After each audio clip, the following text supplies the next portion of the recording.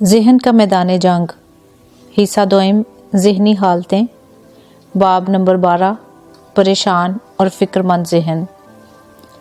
زبور 37 اس کی 8ویں آیت۔ بیزار نہ ہو، اس سے برائی ہی نکلتی ہے۔ پریشانی اور فکر مندی دونوں ذہن پر کیے جانے والے حملے ہیں جو ہمیں خدا کی خدمت پر توجہ دینے سے روکنے کے لیے کیے جاتے ہیں۔ دشمن ان دونوں ہتھیاروں کو ہمارے ایمان کو دبانے کے لیے استعمال کرتا ہے تاکہ ہم سر نہ اٹھا سکیں اور نہ ہی فتح مند زندگی گزار سکیں۔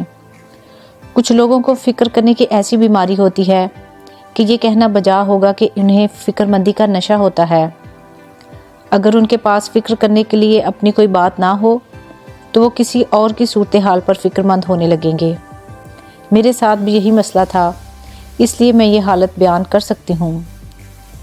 چونکہ میں مسلسل کسی نہ کسی بات کے لیے فکر مند رہتی تھی، لہٰذا میں اس اطمینان سے کبھی لطف اندوز نہ ہوئی جسے مجھے دینے کے لیے یسوع نے جان دی۔ یہ ناممکن ہے کہ ہم ایک ہی وقت میں فکر بھی کریں اور اطمینان میں رہیں۔ اطمینان کوئی ایسی چیز نہیں جو انسان میں ڈالا جا سکتا ہے، بلکہ یہ روح کا پھل ہے۔ غلطیوں 5واں باب اس کی 22ویں آیت میں، اور پھل انگور کے درخت یعنی یسوع میں قائم رہنے کا نتیجہ ہے۔ یوحنا 15 باب 4 آیت۔ قائم رہنا دراصل خدا کے آرام میں داخل ہونے سے منسلک ہے، جس کا ذکر عبرانیوں 4 باب اور خدا کے کلام کے دیگر حصوں میں بھی پایا جاتا ہے۔ بائبل میں کئی الفاظ ہیں جو فکر کی نشاندہی کرتے ہیں۔ انگریزی کے ترجمہ کنگ جیمز ورژن میں لفظ فکر یا وری استعمال نہیں ہوا۔ زبور 37 اس کی 8ویں آیت میں بیزار نہ ہو کے علاوہ کئی اور طریقوں سے فکر کے خلاف خبردار کیا گیا ہے، جیسے متی 6 باب 25ویں آیت میں اس بارے میں نہ سوچو، کسی چیز کے بارے میں حد سے زیادہ محتاط نہ ہو۔ فلپیوں 4 باب 7ویں آیت، اس میں بھی اسی قسم کا حوالہ ہے، اور اپنی ساری دیکھ بھال اس پر ڈال دو۔ پہلا پطرس 5واں باب 7ویں آیت میں زیادہ تر ایمپلیفائڈ ترجمہ استعمال کرتی ہوں، جس میں اس لفظ کے کئی ترجمے شامل ہیں، لیکن تعلیم کو زیادہ سادہ بنانے کے لیے میں اس حالت کو صرف فکر کا نام دوں گی۔ فکر کی تعریف۔ انگریزی لغت ویبسٹر لغت کے مطابق لفظ فکر کا مطلب ہے: نمبر 1 کسی چیز کے بارے میں بے چینی یا مشکل محسوس کرنا۔ نمبر 2 پریشان کرنے، تکلیف یا مشکل کے احساس میں ڈالنے کا موجب۔ نمبر 3 مسلسل فکر کا ماخذ۔ اسی لفظ کی ایک اور تعریف ہے کہ اپنے آپ کو تکلیف دینے والی سوچوں سے اذیت دینا۔ جب میں نے یہ آخری حصہ پڑھ کر اپنے آپ کو تکلیف دینے والی سوچوں سے اذیت دینا تو میں نے سوچا کہ میں اتنی عقل مند تو ہوں کہ ایسا نہ کرنے کا فیصلہ کر سکوں، اور میرا خیال ہے کہ ہر مسیحی اتنا ہی عقل مند ہے۔ میرا خیال ہے ایمانداروں کے پاس اتنی حکمت ہے کہ محض بیٹھ کر اپنے آپ کو اذیت نہ دیں۔ فکر کرنے سے یقیناً کچھ فائدہ حاصل نہیں ہوتا، تو اس کو ترک کیوں نہ کر دیں۔ تعریف کے ایک اور حصے نے میری آنکھیں کھول دیں۔ دانتوں سے کسی کے گلے کو پکڑ کر ہلانا یا بھنبوڑنا جیسے جانور کرتے ہیں، یا مسلسل کاٹنے اور بھنبوڑنے سے خوفزدہ کرنا۔ اس تعریف پر غور کرتے ہوئے میں نے نتیجہ اخذ کیا کہ شیطان فکر کو استعمال کر کے ہمارے ساتھ بالکل یہی سلوک کرتا ہے۔ چند گھنٹے فکر کرنے کے بعد ہم بالکل ایسا ہی محسوس کرتے ہیں جیسے کسی نے گلے سے پکڑ کر ہمیں اس وقت تک بھنبوڑا ہے جب تک ہم تھک نہیں گئے، اور سوچوں کا تسلسل سے دہرایا جانا مسلسل کاٹنے اور بھنبوڑنے کی طرح ہے، جس کا ذکر اس تعریف میں ہے۔ بے شک فکر شیطان کا ذہن پر حملہ ہے۔ ایماندار کو اپنے ذہن سے کچھ کرنے کی ہدایت دی گئی ہے، اور دشمن چاہتا ہے کہ وہ اس بات کو یقینی بنائے کہ ذہن وہ کام بالکل نہ کرے۔ لہٰذا ابلیس ذہن کے میدان کو غلط سوچوں سے اس قدر مصروف رکھتا ہے کہ جو کچھ خدا نے سوچا ہے اس کو کرنے کی اسے فرصت ہی نہیں ملتی۔ ذہن کے لیے صحیح کام ہم آخری باب میں بتائیں گے، لیکن آئیے فکر کا مطالعہ اس وقت تک جاری رکھیں جب تک ہمیں پورا مکاشفہ نہیں مل جاتا کہ یہ کس قدر بیکار چیز ہے۔ متی 6 باب 25 سے 34ویں آیت بہترین حوالے ہیں جو ہم اپنے ذہن پر فکر کے حملے کے دوران پڑھ سکتے ہیں۔ آئیے ہر آیت کو الگ الگ پڑھیں اور دیکھیں کہ خداوند اس موضوع کے بارے میں کیا فرماتا ہے۔ متی 6 باب 25 آیت، کیا جان چیزوں سے بڑھ کر نہیں؟ اس لیے میں تم سے کہتا ہوں کہ اپنی جان کی فکر نہ کرنا کہ ہم کیا کھائیں گے یا پئیں گے، اور نہ اپنے بدن کی کہ کیا پہنیں گے۔ کیا جان خوراک سے اور بدن پوشاک سے بڑھ کر نہیں؟ جان کو اس قدر زیادہ قدر و قیمت دی گئی ہے تاکہ ہم اس سے بھرپور لطف اٹھا سکیں۔ یوحنا 10 باب 10 آیت میں یسوع نے کہا، چور نہیں آتا مگر چرانے اور مار ڈالنے اور ہلاک کرنے کو، میں اس لیے آیا کہ وہ زندگی پائیں اور کثرت سے پائیں۔ شیطان بہت سے طریقوں سے اس زندگی کو ہم سے چرانے کی کوشش کرتا ہے، جن میں سے ایک فکر ہے۔ متی 6 باب 25 آیت میں ہمیں سکھایا گیا ہے کہ زندگی میں کچھ ایسا نہیں جس کے لیے ہم فکر مند ہوں۔ اس کا کوئی بھی پہلو فکر کرنے کے لائق نہیں، کیونکہ خدا جس معیار کی زندگی ہمیں مہیا کرتا ہے وہ زندگی کے تمام پہلوؤں کا احاطہ کرتی ہے۔ لیکن اگر ہم چیزوں کے متعلق فکر مند ہوں گے تو ہم انہیں کھو دیں گے، لیکن ساتھ ہی ساتھ ہمارے لیے مہیا کی گئی کثرت کی زندگی بھی کھو جائے گی۔ کیا تم پرندوں سے زیادہ قدر نہیں رکھتے؟ ہوا کے پرندوں کو دیکھو کہ نہ بوتے ہیں، نہ کاٹتے، نہ کوٹھیوں میں جمع کرتے ہیں، تو بھی تمہارا آسمانی باپ ان کو کھلاتا ہے۔ کیا تم ان سے زیادہ قدر نہیں رکھتے؟ اگر ہم تھوڑا وقت پرندوں کو دیکھنے میں گزاریں تو ہمیں بہت فائدہ ہوگا، اور یہی کچھ خداوند نے ہمیں کرنے کو کہا ہے۔ اگر ہر دن نہیں تو کم از کم کبھی کبھار ہمیں وقت نکال کر ان کا مشاہدہ ضرور کرنا چاہیے کہ ہمارے پردار دوستوں کی دیکھ بھال کس طرح کی جاتی ہے۔ وہ واقع نہیں جانتے کہ ان کا اگلا کھانا کہاں سے آئے گا۔ تو بھی شخصی طور پر میں نے کبھی کسی پرندے کو کسی درخت کی شاخ پر بیٹھے اس بات پر نروس بریک ڈاؤن ہوتے نہیں دیکھا کہ اس کو کھانا ملے گا یا نہیں۔ خداوند کا نقطہ یہاں پر بہت سادہ ہے، کیا تم ان سے زیادہ قدر و قیمت نہیں رکھتے؟ اگر آپ عام نوعیت کی عزت نفس کا شکار ہوں تو بھی کم از کم آپ یہ یقین کر سکتے ہیں کہ آپ کی قدر ایک پرندے سے زیادہ ہے۔ معاف کیجیے گا۔ تو دیکھیں کہ آپ کا آسمانی باپ ان کی دیکھ بھال کس طرح کرتا ہے۔ فکر کر کے کیا آپ کچھ حاصل کر سکتے ہیں؟ متی 6 باب 27 آیت، تمہیں ایسا کون ہے جو فکر کر کے اپنی عمر میں ایک گھڑی بھی بڑھا سکے؟ اس آیت کا فوراً نتیجہ عکس ہو جاتا ہے کہ فکر کرنا بے فائدہ ہے، اس سے کوئی اچھی چیز حاصل نہیں ہوتی۔ اگر یہ سچ ہے تو پھر ہم کیوں اتنے فکر مند رہتے ہیں؟ ہم کیوں اتنے فکر مند ہوں؟ جنگلی سوسن کے درختوں کو غور سے دیکھو کہ وہ کس طرح بڑھتے ہیں، وہ نہ محنت کرتے نہ کاٹتے ہیں۔ تو بھی میں تم سے کہتا ہوں کہ سلیمان بھی باوجود اپنی شان و شوکت کے ان میں سے کسی کی مانند ملبس نہ تھا۔ بس جب خدا میدان کی گھاس کو جو آج ہے اور کل تنور میں جھونکی جائے گی ایسی پوشاک پہناتا ہے تو اے قامت قادو تم کو کیوں نہ پہنائے گا۔ اپنی تخلیقات میں سے ایک کی مثال دیتے ہوئے خداوند ایک پھول کی طرف اشارہ کرتا ہے جو کچھ نہیں کرتا، لیکن اس کی اتنی اچھی دیکھ بھال کی جاتی ہے اور وہ اس قدر خوبصورت نظر آتا ہے کہ سلیمان کی شان و شوکت بھی اس کے سامنے مان نظر آتی ہے۔ تو یقیناً ہم ایمان رکھ سکتے ہیں کہ ہماری بھی اسی طرح دیکھ بھال کی جائے گی اور ہمیں سب کچھ مہیا کیا جائے گا۔ اس لیے فکر مند اور پریشان نہ ہوں۔ متی 6 باب 31 آیت، اس لیے فکر مند ہو کر یہ نہ کہو کہ ہم کیا کھائیں گے یا کیا پئیں گے یا کیا پہنیں گے۔ میں اس آیت کو تھوڑا سا بڑھا کر ایک اور سوال اس میں شامل کرنا چاہوں گی کہ ہم کیا کریں گے۔ میرا خیال ہے کہ شیطان ایسی بدروہیں بیچتا ہے جن کا کام ایماندار کے کان میں سارا دن یہی سوال دہراتے رہنا ہوتا ہے۔ وہ مشکل سوال اٹھاتی ہیں اور ایماندار ان کے جواب کی تلاش میں اپنا قیمتی وقت ضائع کرتا ہے۔ ابلیس مسلسل ہمارے ذہن کے خلاف جنگ میں مصروف رہتا ہے، اس امید پر کہ مسیحی اس لمبی تھکا دینے والی اور مہنگی جنگ میں الجھا رہے گا۔ آیت نمبر 31 کے اس حصے پر غور کریں جہاں خداوند ہمیں ہدایت کرتا ہے کہ ہم فکر مند یا پریشان نہ ہوں۔ یاد رکھیں کہ لکھا ہے کہ دل میں جس طرح کے خیالات کی کثرت ہوگی وہی منہ سے نکلیں گے۔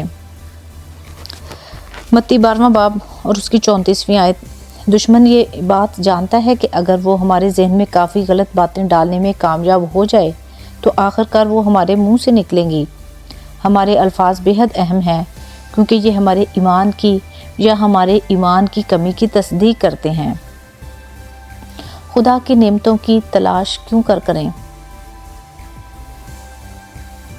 کیونکہ ان سب چیزوں کی تلاش میں غیر قومی رہتی ہیں اور تمہارا آسمانی باپ جانتا ہے کہ تم ان سب چیزوں کے محتاج ہو، بلکہ تم پہلے اس کی بادشاہی اور اس کی راست بازی کی تلاش کرو تو یہ سب چیزیں بھی تم کو مل جائیں گی۔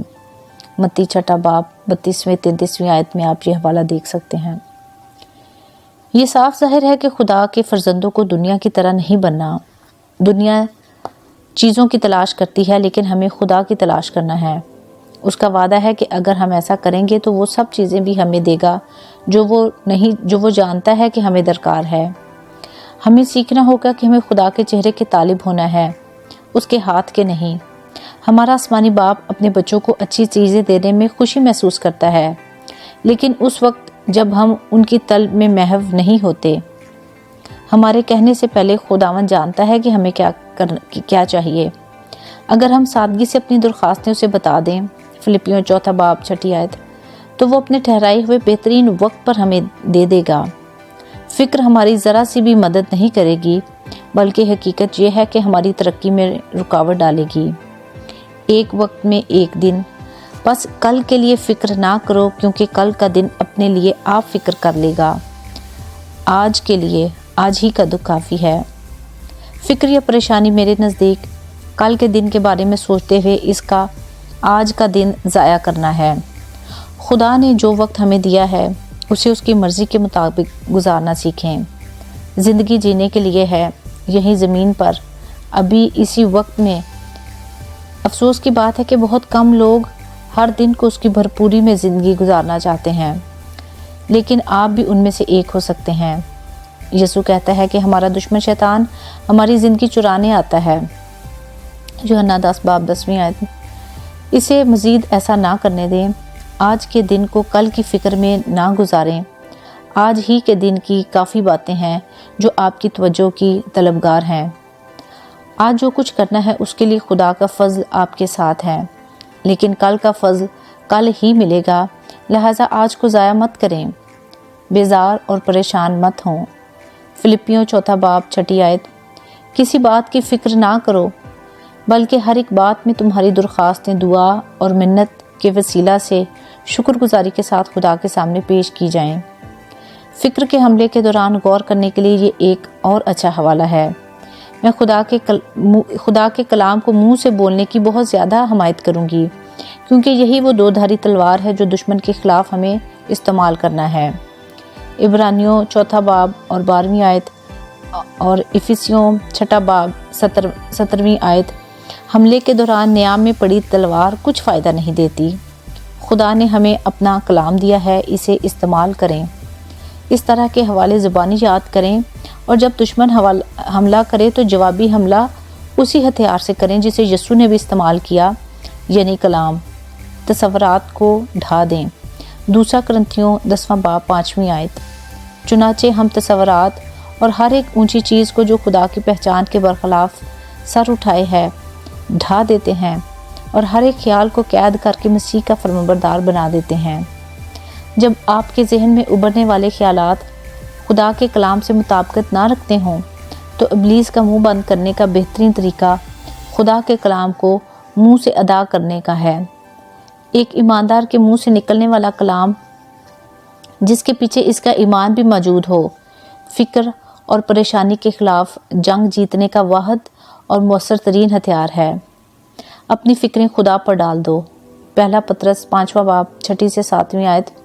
خدا کے قوی ہاتھ کے نیچے فروتنی سے رہو تاکہ وہ تمہیں وقت پر سر بلند کرے، اور اپنی ساری فکر اسی پر ڈال دو کیونکہ اس کو تمہاری فکر ہے۔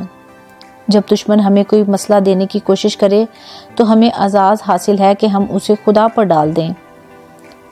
لفظ ڈال دینا پھینکنے کے معنوں میں استعمال ہوا ہے، لہٰذا میں اور آپ خدا پر اپنے مسائل اور مشکلات کو پھینک دیتے ہیں اور یقین جانیں کہ خدا انہیں سنبھال سکتا ہے۔ وہ جانتا ہے کہ ان کا حل کیا ہے۔ یہ حوالہ ہمیں بتاتا ہے کہ اپنے آپ کو فروتن کرنے کا مطلب ہے کہ فکر نہ کریں۔ جو شخص فکر کرتا ہے دراصل سمجھتا ہے کہ وہ اپنے مسائل کا حل خود تلاش کر سکتا ہے۔ فکر دراصل حالات کا حل تلاش کرنے کی جدوجہد میں دماغ کا بے حد استعمال ہے۔ مغرور آدمی خودی سے بھرا ہوتا ہے جبکہ فروتن شخص خدا کے روح سے بھرا ہوا ہوتا ہے۔ مغرور آدمی فکر کرتا ہے اور فروتن انتظار کرتا ہے۔ خدا صرف ہمیں رہائی دلوا سکتا ہے اور وہ چاہتا ہے کہ ہم یہ بات جانیں تاکہ ہر قسم کے حالات میں ہمارا پہلا رد عمل اس پر بھروسہ کرنا اور اس کے آرام میں داخل ہونا ہو۔ خدا کا آرام۔ دوسرا تواریخ 20واں باب 12ویں آیت۔ اے ہمارے خدا، کیا تو ان کی عدالت نہیں کرے گا؟ کیونکہ اس بڑے انبوہ کے مقابل جو ہم پر چڑھ آتا ہے ہم کچھ طاقت نہیں رکھتے اور نہ ہم یہ جانتے ہیں کہ کیا کریں، بلکہ ہماری آنکھیں تجھ پر لگی ہیں۔ مجھے یہ آیت بہت پسند ہے۔ اس میں لوگ یقینی طور پر 3 باتوں کو جان گئے ہیں۔ نمبر 1، دشمن کے خلاف ان کے پاس کوئی طاقت نہیں۔ نمبر 2، وہ نہیں جانتے کہ کیا کریں۔ نمبر 3، ضرورت ہے کہ وہ خدا پر اپنی آنکھیں لگائے رکھیں۔ اس حوالے کی 15ویں اور 17ویں آیت میں ہم دیکھتے ہیں کہ جب ان لوگوں نے اس بات کا احساس کیا اور آزادی سے اس کا اقرار بھی کیا تو خدا نے کہا کہ تم اس بڑے انبوہ کی وجہ سے نہ ڈرو اور نہ گھبراؤ، کیونکہ یہ جنگ تمہاری نہیں بلکہ خدا کی ہے۔ تم کو اس جگہ میں لڑنا نہیں پڑے گا، تم قطار باندھ کر چپ چاپ کھڑے رہنا اور خدا کی نجات جو تمہارے ساتھ ہے دیکھنا۔ ہماری حالت کیا ہے؟ یسوع میں قائم رہنا اور خدا کے آرام میں داخل ہونا۔ یہ مسلسل خداوند کا انتظار کرنے اور اپنی نظریں اس پر لگائے رکھنے اور جو کچھ وہ ہدایت کرے وہ کرنے کی حالت ہے، جس میں جسم کے ماتحت چلنے کا خوف بھی شامل ہے۔ خدا کے آرام میں داخل ہونے سے متعلق میں کہنا چاہوں گی کہ بغیر مخالفت کے خدا کا آرام جیسی کوئی چیز موجود نہیں ہے۔ اس کو واضح کرنے کے لیے میں آپ کو ایک کہانی بتاتی ہوں جو 2 مصوروں کے متعلق ہے۔ دونوں کو اپنی سمجھ کے مطابق سکون کو پینٹ کرنے کا کام دیا گیا۔ ایک نے پہاڑوں کے دامن میں ایک خاموش ماحول میں جھیل کی تصویر بنائی، جبکہ دوسرے مصور نے ایک بڑی تیزی سے گرتی ہوئی آبشار بنائی جس کے پاس ایک بڑے درخت کی شاخ ہے اور اس پر ایک پرندہ اپنے گھونسلے میں آرام کر رہا ہے۔ ان دونوں تصویروں میں سے کون سی اصل سکون کو ظاہر کر رہی ہے؟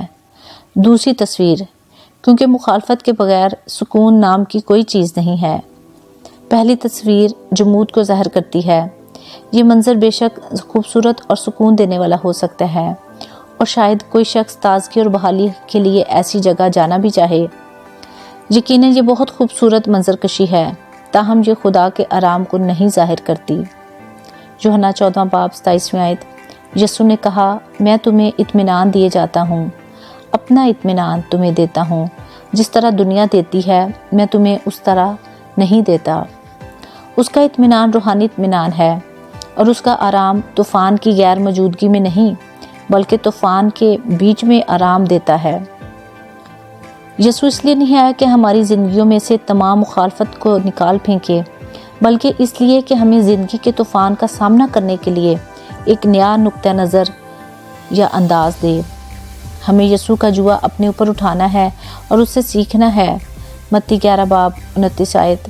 اس کا مطلب ہے کہ ہمیں زندگی کا سامنا کرنے کے لیے اس کے طریقے سیکھنے ہیں، بالکل اسی طرح جس طرح یسوع نے سیکھے۔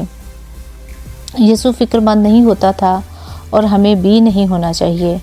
اگر آپ اس انتظار میں ہیں کہ اس وقت فکر کرنا ختم کریں گے جب آپ کے پاس فکر کرنے کو کچھ بھی نہیں ہوگا، تو شاید مجھے آپ کو بتانا چاہیے کہ آپ کو بہت لمبا انتظار کرنا پڑے گا، کیونکہ ایسا وقت شاید کبھی نہ آئے۔ میں منفی انداز میں نہیں سوچ رہی بلکہ دیانتداری سے بات کر رہی ہوں۔ متی 6 باب اس کی 34 آیت بتاتی ہے کہ ہمیں کل کے بارے میں فکر نہیں کرنا، کیونکہ آج کے دن کے لیے آج ہی کا دکھ کافی ہے۔ یسوع نے یہ بات خود کہی اور یقیناً وہ منفی انداز میں بات نہیں کر رہا تھا۔ طوفانوں کے بیچ میں مطمئن رہنا اور خدا کے آرام سے لطف اندوز ہونا خدا کو بہت زیادہ جلال دیتا ہے، کیونکہ اس سے ثابت ہوتا ہے کہ اس کے طریقے قابل عمل ہیں۔ فکر فکر فکر۔ میں نے اپنی زندگی کے کئی سال ان چیزوں کے بارے میں فکر کرتے ہوئے ضائع کر دیے جن کے بارے میں کچھ نہیں کر سکتی تھی۔ میں چاہتی ہوں کہ وہ سال واپس آ جائیں اور میں انہیں مختلف انداز میں گزاروں، تاکہ جب ایک دفعہ آپ خدا کے دیے ہوئے وقت کو گزار دیتے ہیں تو پھر اسے واپس لانا اور مختلف انداز میں گزارنا ناممکن ہوتا ہے۔ دوسری طرف میرا شوہر کبھی فکر مند نہیں ہوتا۔ ایک وقت تھا کہ میں اس سے ناراض ہو جاتی کہ آخر وہ میرے ساتھ فکر مند کیوں نہیں ہوتا اور میرے ساتھ مل کر ان افسردہ امکانات پر گفتگو نہیں کرتا کہ اگر خدا نے ہماری ضرورتیں پوری نہ کیں تو کیا ہوگا۔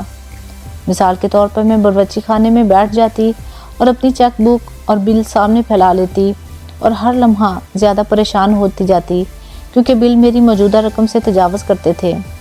ڈیو ساتھ والے کمرے میں بچوں کے ساتھ کھیل رہا ہوتا اور جب وہ اس کی کمر پر چھلانگیں لگا رہے ہوتے جو اس کے بالوں میں رولز لگا رہے ہوتے تو وہ آرام سے ٹی وی دیکھ رہا ہوتا۔ مجھے یاد ہے کہ میں قدرے ناخوشگوار لہجے میں اسے کہتی، بچوں کے ساتھ کھیلنے کی بجائے تم میرے ساتھ کچھ کام کیوں نہیں کرتے؟ میں اکیلی یہاں سر کھپا رہی ہوں۔ جب وہ یہ جواب دیتا، تم کیا چاہتی ہو کہ میں کروں؟ تو مجھے کچھ سمجھ میں نہیں آتا کہ میں کیا کہوں۔ مجھے شدید غصہ آتا تھا کہ وہ کس طرح ان چیزوں سے لطف اندوز ہونے کی جرات کر رہا ہے جبکہ میں اکیلی اس بحرانی مالی صورتحال کا سامنا کر رہی ہوں۔ ڈیو مجھے یہ یاد کرا کے پرسکون کرتا کہ خدا نے ہمیشہ ہماری ضروریات پوری کی ہیں اور یہ کہ ہم اپنا کردار بھرپور ادا کر رہے ہیں، یعنی دعا یقین، خیرات، دعا اور اس پر بھروسہ، اور یہ کہ خدا اپنا کردار ادا کرتا رہے گا۔ مجھے یہ واضح کرنا چاہیے کہ ڈیو بھروسہ کر رہا تھا جبکہ میں فکر کر رہی تھی۔ میں کمرے میں اس کے اور بچوں کے ساتھ جاتی لیکن تھوڑی ہی دیر میں وہی خیالات دوبارہ میرے ذہن کو جکڑنے لگتے۔ لیکن ہم کیا کریں گے؟ ہم یہ بل کہاں سے ادا کریں گے اگر؟ تب مجھے تمام ممکنہ برے حالات اپنے ذہنی تصور کی سکرین پر فلم کی طرح نظر آنے لگتے، مثلاً گروی رکھی ہوئی چیزوں کا چھن جانا، کار کا واپس لیا جانا، اگر ہم اپنے دوستوں رشتہ داروں سے مالی مدد مانگنی پڑے تو ان کے سامنے شرمندگی وغیرہ وغیرہ۔ کیا آپ نے کبھی اس طرح کی فلم اپنے ذہن میں دیکھی ہے یا اس طرح کے خیالات آپ کے ذہن میں چلتے رہتے ہیں؟ یقیناً ایسا ہی ہوا ہوگا، ورنہ شاید آپ یہ کتاب نہ پڑھ رہے ہوتے۔ شیطان جو خیالات میرے ذہن میں ڈال رہا تھا ان پر کچھ دیر سوچنے کے بعد میں دوبارہ باورچی خانے میں جاتی، سارے بل نکالتی اور کیلکولیٹر اور چیک بک لے کر دوبارہ حساب کرنا شروع کر دیتی، اور جتنا زیادہ میں ایسا کرتی اتنا ہی زیادہ فکر مند ہوتی چلی جاتی، اور پھر دوبارہ وہ منظر میرے سامنے آ جاتا۔ میں بچوں اور ڈیو پر چلاتی کہ وہ مزے کر رہے ہیں جبکہ میں ساری ذمہ داری اٹھائے ہوئے ہوں۔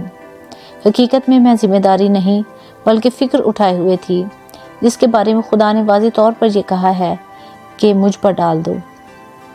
اب میں واپس مڑ کر دیکھتی ہوں تو مجھے احساس ہوتا ہے کہ میں نے وہ تمام شامیں جو خدا نے میری ازدواجی زندگی کے آغاز میں دیں ضائع کر دیں۔